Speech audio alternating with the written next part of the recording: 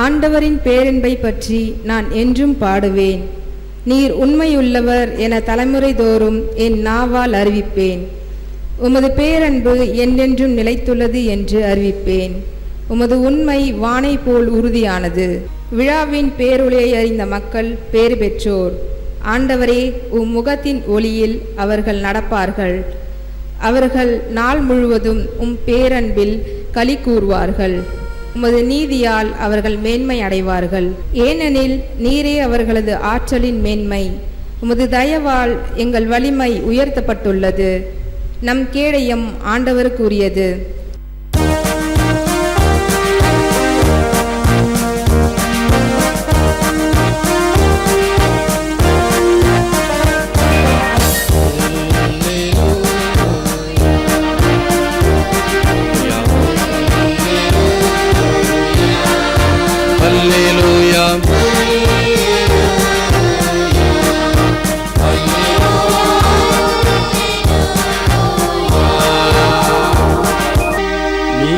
தேர்ந்தெடுக்கப்பட்ட வழிமரபினர், அரச குருக்களின் கூட்டத்தினர், தூய மக்களினத்தினர், உங்களை இருளினின்று தம் வியத்தகு ஒளிக்கு அழைத்துள்ளவரின் மேன்மை மிக்க செயல்களை அறிவிப்பது உங்கள் பணி. அல்லேலூயா, அல்லேலூயா.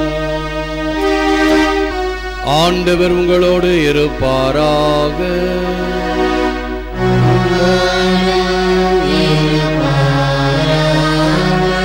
புனித மத்தேயு எழுதிய நற்செய்தியிலிருந்து வாசகம்.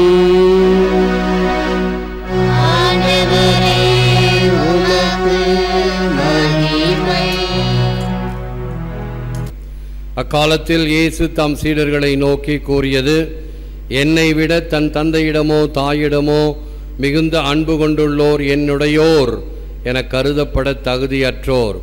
என்னை விட தம் மகனிடமோ மகளிடமோ மிகுதியாய் அன்பு கொண்டுள்ளோரும் என்னுடையோர் என கருதப்பட தகுதியற்றோர். தம் சிலுவையை சுமக்காமல் என்னை பின்பற்றி வருவோர் என்னுடையோர் என கருதப்பட தகுதியற்றோர். தம் உயிரை காக்க விரும்புவோர் அதை இழந்து விடுவர். என் பொருட்டு தம் உயிரை இழப்பவரோ அதை காத்து கொள்வர். உங்களை ஏற்றுக்கொள்பவர் என்னை ஏற்றுக்கொள்கிறார். என்னை ஏற்றுக்கொள்பவரோ என்னை அனுப்பினவரையே ஏற்றுக்கொள்கிறார். இறைவாக்கினர் ஒருவரை அவர் இறைவாக்கினர் என்பதால் ஏற்றுக்கொள்பவர் இறைவாக்கினருக்குரிய கைமாறு பெறுவார். நேர்மையாளர் ஒருவரை அவர் நேர்மையாளர் என்பதால் ஏற்றுக்கொள்பவர் நேர்மையாளருக்குரிய கைமாறு பெறுவார். இச்சிறியோருள் ஒருவருக்கு அவர் என் சீடர் என்பதால் ஒரு கிண்ணம் குளிர்ந்த நீராவது கொடுப்பவரும் தம் கைமாறு பெறாமல் போகார் என உறுதியாக உங்களுக்கு சொல்லுகிறேன் என்றார். இது கிறிஸ்து வழங்கும் வாழ்வுதரும் நற்செய்தி. கிறிஸ்துவே உமக்கு புகழ். Anyone who loses his life for my sake will find it. என் பொருட்டு தம் உயிரை இழப்பவரோ அதை காத்து கொள்வர். இழப்பவரே தலைவர். இயேசுவில் அன்பார்ந்த சகோதர சகோதரிகளே, அன்பார்ந்த தொலைக்காட்சி விசுவாசிகளே, இமயமலை மேலே ஏறி செல்வது உண்டு. கடுமையான பனிக்காலம், எங்கு பார்த்தாலும் உறைந்த பனி. 3 பேர் ஏறி செல்லுகிறார்கள். அதில் ஒருவரால் முடியவில்லை. ஆகவே அவர் சோர்ந்து சோர்ந்து உட்கார்கிறார். ஒருவேளை மயக்கமே அடைந்து விட்டார். வா, நம்ம 2 பேரும் அவரை தூக்கிக்கிட்டு போவோம், நம்மால் ஆனது செய்வோம்னு.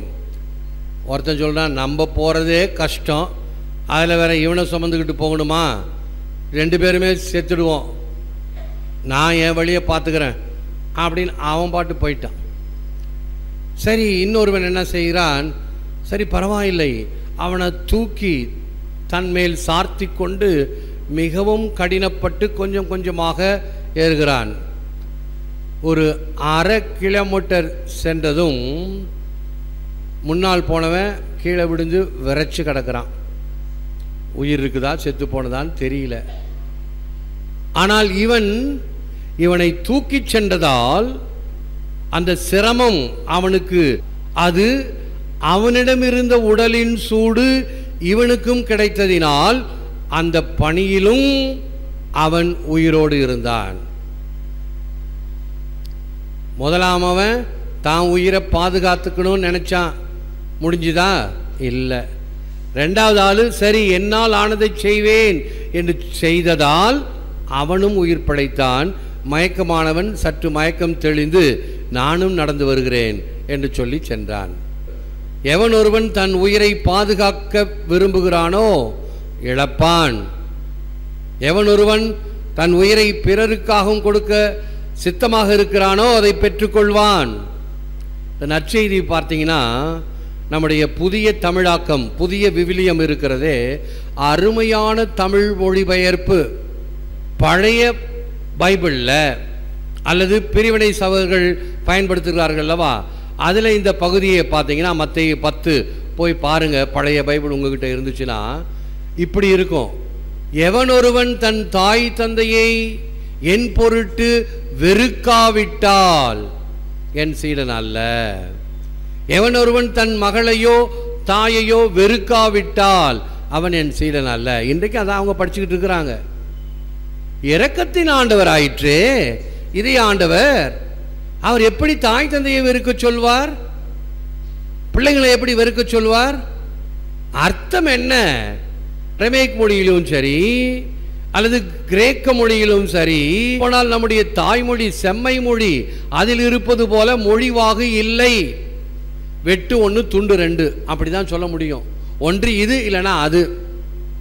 ஆகவே உன் தாய் தந்தையரை விட என்னை நீ நேசிக்க வேண்டும், அதான் அர்த்தம்.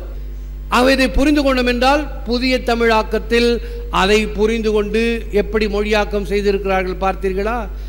என்னை விட நீ மற்றவதற்கு இடம் கொடுக்காதே, அதை முக்கியத்துவம் கொடுக்காதே, அதுதான் சிலை வழிபாடு. பார்த்தீங்களா? அர்த்தம் புரியாம நம்ம அந்தோணியாரையோ சூசையப்பரையோ மாதாவையோ நம்ம வணங்குவது ஐயோ சிலை வழிபாடு சிலை வழிபாடுன்னு செய்கிறாங்களே, அர்த்தம் புரியாமல். யாரெல்லாம் கடவுளுடைய இடத்தில் இடம் பெறுகிறார்களோ புனிதர்களாக இருந்தாலும் சரி, அதுக்காக தான் சொல்றேன், பூசை நேரத்தில் யாரும் மாதா கிட்ட வர வேண்டாம். முதலிடம் முக்கியத்துவம் இங்கே. எதற்கு முக்கியத்துவம் கொடுக்க வேண்டும் என்பதை நாம் உணர்ந்து கொள்ள வேண்டும். என்னை விட வேறு எதுவும் அந்த இடத்தில் நிரப்பலாகாது. நான் ஒரு பெரிய லிஸ்டே சொல்லியிருப்பேன் ஒரு மறையுரையில். இறைவனை விட எனக்கு இதெல்லாம் பெருசு. என்னுடைய கோவில், எங்களுடைய கோவில் என்று கோவிலை தலைக்கு மேல் தூக்கி வைத்துக் கொண்டு இருப்பவர்கள் உண்டு. ஏன் நம்ம இஸ்ராயல் மக்கள் அப்படிதான் இருந்தாங்க. யூத மக்கள் எங்க கோவில் எருசலேம், என்ன பிரசித்தி பெற்ற கோயில் எருசலேமே, ஆண்டவரை புகழ்வாயாக, எல்லாம் சர்தான். நீ கோவிலை பெருசா வச்சுக்கிட்டு கடவுளை கோட்டை விட்டுட்டியே. கடவுள் வந்த காலத்தை அறிந்திடாத எருசலேமே, படையெடுத்து பகைவர் உன்னை தரையின் மட்டமாக்கிடுவார், கல்லின் மீது கல் இல்லாமல் அழிபடுவாய் சொன்னார் அல்லவா. கோவில் எல்லாருக்கும் புனிதமானதுதான். ஆகவே அதை டிசக்ரேஷன் பண்ண வேண்டும் என்பது அவருடைய எண்ணம் இல்லை. கல்லின் மேல் கல் இல்லாமல் இடிபடும். இடிஞ்சு போச்சு இல்லையா? உங்க பெருமை எங்க போச்சு? அது மட்டுமல்ல,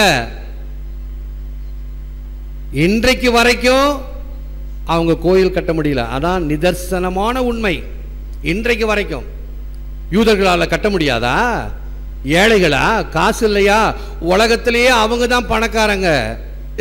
ஆனாலும் இன்றைக்கு வரைக்கும் எருசலேமிலே கோவில் கட்ட முடியவில்லை.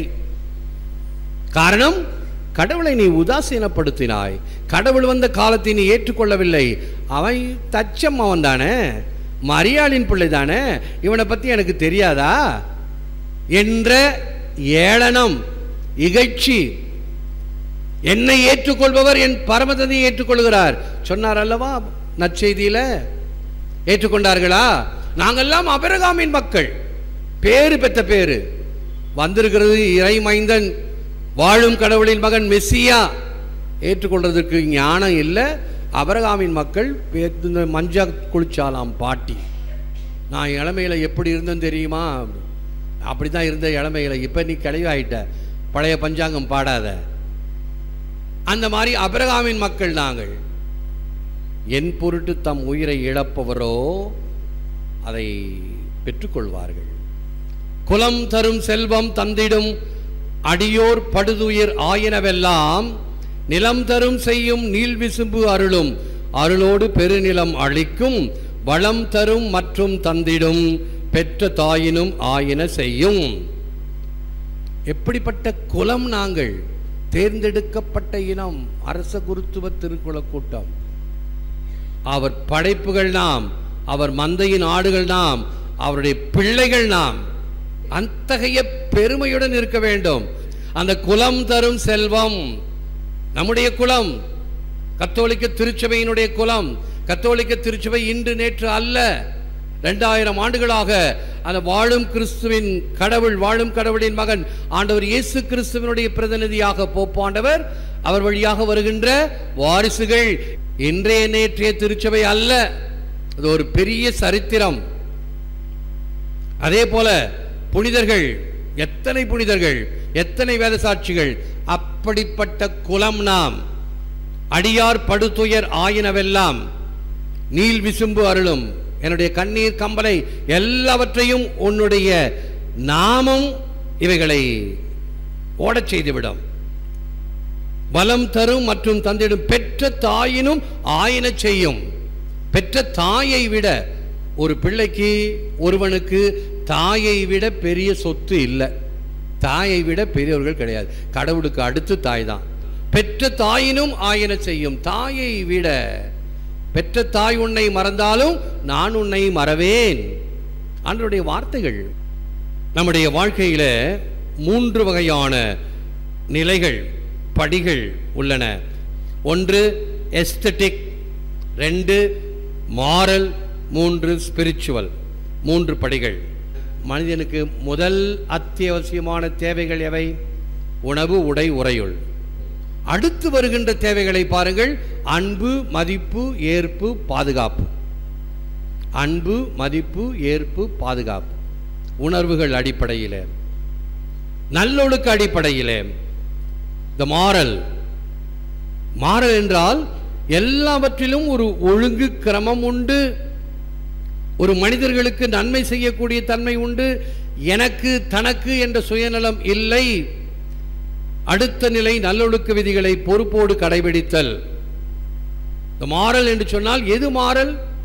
மாரல் பிரின்சிபல் என்றால் எது சரி அது எப்பொழுதும் சரியாக இருக்கும், எது தவறு எப்பொழுதும் தவறாக இருக்கும். ஒரு 100 பேர் தவற சரியா செஞ்சா சரியாகாது, அதான் மாரல். கடவுள் பேரில் உள்ள நம்பிக்கை இதயபூர்வமாக வெளிக்கொணரும். நமக்கு கொடுக்கப்பட்டிருக்கிறது 10 கட்டளைகள், திருச்சபை கட்டளைகள். ஒவ்வொரு வாரமும் அருள்வாக்கு, அருள்வாக்கின் ஒளியிலே கொடுக்கப்படுகின்ற விளக்கம், இவைகளை நாம் வாழ்வாக்க வேண்டும். தன்னையே மறக்க, தன்னையே துறக்க, தன்னையே திறக்க. நம்மை மறக்க வேண்டும், forgetting oneself. நம்மை துறக்க வேண்டும், denying oneself. எனக்கு வேணும் எனக்கு வேணும் என்று அல்ல, வேண்டாம் பிறருக்காக. இந்த பஸ்ஸில் எல்லாம் பிள்ளைங்களுக்கு டூர் கூட்டிகிட்டு போனோன்னு பாருங்கள், ஒரு நிகழ்ச்சி நடக்கும். ஓடி போய் பிள்ளைங்க கார்னர் சீட்டை, அந்த ஜன்னலுக்கு பக்கத்தில் இருக்க சீட்டை பிடிச்சிக்கும், ஆசையாக வேடிக்கை பார்த்துட்டு வரலான்னு. வேறு ஏதாவது ஒரு பிள்ளை எனக்கு அந்த சீட்டை கொடுன்னு கேட்டால், நான் ஓடி கஷ்டமாக இந்த சீட்டை பிடிச்சேன், நான் கொடுக்க மாட்டேன்னு சொல்லும். ஆண்டவர் இயேசு கிறிஸ்து பிலிப்பியருக்கு எழுதிய திருமுகம் 2ஆம் அதிகாரம் என்ன சொல்லப்படுகிறது? கடவுளுக்குரிய நிலையை வலிந்து பற்றி கொண்டு இருக்க வேண்டியது ஒன்றாக கருதாமல் அதை விடுத்து கீழே வந்தார். இது எனக்குரிய உரிமை, கடவுளுக்கு உரிமை. நான் போய் மனுஷங்களோட உட்கார்றதா, பழகிறதா, பிறக்கிறதா? நோ அப்படின்னு சொல்லியிருக்கலாமே ஆண்டவர் இயேசு கிறிஸ்து. நோ, தந்தையின் விருப்பத்தை நிறைவேற்ற அதை விடுத்து வந்தார் அல்லவா? அவ்வளோ தூரம் ஏன் போவானே? நம்ம கோயிலில் உட்கார்றோம், நல்லா ஓரமான சீட்டை பார்த்து அழகாக உட்காந்துக்கிறோம். யாராவது லேட்டாக வருவாங்க, கொஞ்சம் தள்ளு. நான் தள்ள மாட்டேன், வேணாம் நான் காலை மடக்கி வச்சுக்கிறேன், நீ உள்ளே போ. நான் முன்னாடி நேரத்தோடு இந்த இடத்த பிடிச்சிக்கிட்டேன், இந்த இடத்த கொடுக்க மாட்டேன், இந்த இடம் உங்களுக்கு நான் பட்டாவா போட்டிருக்குது. அந்த ஒரு மணி நேரத்துக்கு பூசை நேரத்தில் அந்த இடத்த கொடுக்காம நம்ம இருக்கிறோமே, நம்முடைய எண்ணத்தை பார்த்தீர்களா? தன்னையே துறக்க, சரி தேவைப்படுகிறதா விட்டு கொடு. துறக்க, தன்னையே திறக்க, opening oneself, to be an open book. Secret எல்லாம் வேணாம். ஆகவே தன்னையே திறந்த நிலையிலே, ஓப்பன் புக் என்பது எல்லாருக்கும் ஏற்றதாக இருக்கும். என்னுடைய ரகசியங்கள் அல்ல, எல்லா நேரத்திலும் நான் திறந்த நிலையில் இருக்க வேண்டும். தாரை வார்க்க நீ தயாரானதும் தர்மம் உன்னை தத்தெடுத்தது, இன்றே உன் இல்லத்திற்கு ரட்சணியம் அளிக்கப்பட்டது. சக்கேயின் அழைப்பு. இயேசு அழைத்தது, சக்கேயை இறங்கி வா, உன் இல்லத்தில் நான் தங்க வேண்டும். எப்படிப்பட்ட ஒரு ஜாக்பாட் பரிசு அவனுக்கு! ஆண்டவரை பார்த்தால் போதும் என்று வந்தவன் குள்ளனாக இருப்பதினால் மரத்து மேலே ஏறி நின்று பார்க்கிறான். ஆண்டவர் அதை உணர்ந்து கொண்டார். இதோ அங்கு ஒரு உள்ளம் எனக்காக விருப்பத்தோடு என்னை பார்க்க வேண்டும் என்று மரத்து மேலே இருக்கிறது. இறங்கி வா, உன் இல்லத்திலே நான் வந்து தங்க வேண்டும். அவனுக்கு எப்படி இருக்கும்?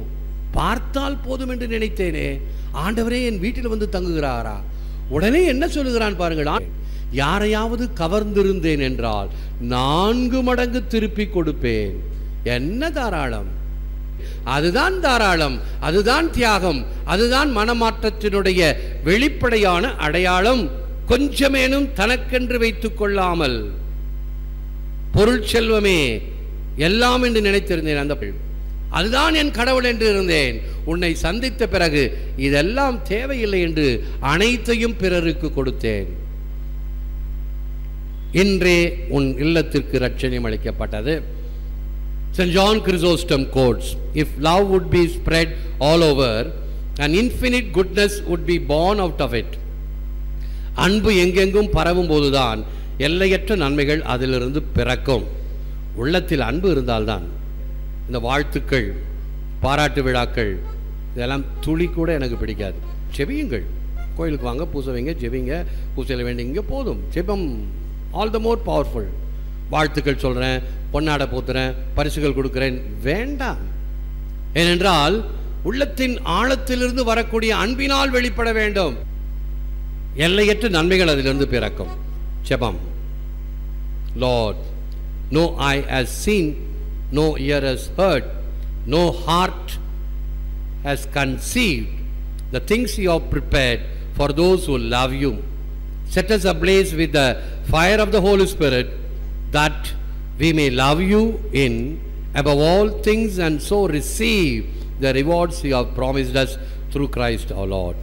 எங்கள் அன்பு தேவனே, உம்மை அன்பு செய்வோருக்கு நீர் ஏற்பாடு செய்திருக்கும் அருள் வரங்களை யாதொரு கண்களும் கண்டதில்லை, யாதொரு காதுகளும் கேட்டதில்லை, யாதொரு இதயமும் உணர்ந்ததில்லை. ஆவியின் அக்கினியால் எங்களை அபிஷேகியும், அதனால் எல்லாவற்றுக்கும் மேலாக உம்மை நேசிக்கவும், உமக்கு ஊழியம் புரியவும், உம் திருமகன் வழியாக நீர் வாக்களித்த கொடைகளை பெறவும் எங்களுக்கு அருளும். ஏற்று வரமருளும் இறைவா, காக்கும் கரங்களினால். ஆமேன், ஆமேன். அன்பர்களே, ஒவ்வொரு வீடியோவின் கீழும் மறையுரை விளக்கங்கள் உள்ளன. படித்து பயன்பெறுங்கள். நன்றி, வணக்கம்.